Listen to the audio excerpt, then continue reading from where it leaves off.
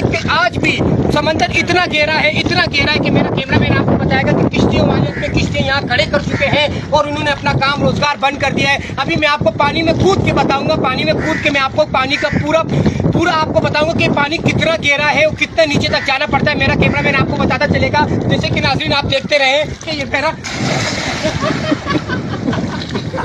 पानी आज जितना पानी दे रहा है और पानी की शादात इतनी हो गई है कि यहाँ पे आवाम को परेशानी का सामना करना पड़ रहा है। और देखिए पानी की लहर इतनी हो गई है कि यहाँ पर आज भी लोगों को तूफान का मसला चल रहा है। और मैं आपको किश्ती के पास चल के बताता हूँ कि ये किश्ती की लहर देखे आप, और थोड़ा सा आवाम आपको नजर आ रहा होगा, पब्लिक यहाँ पर चल रही है और मेरे साथ यहाँ पर कैमरामैन आपको बताएगा कि पब्लिक बैठी हुई है। और यहाँ पर जो मसले मसाइल हो रहे हैं उन मसाइल का यही हल है कि पानी कितने देर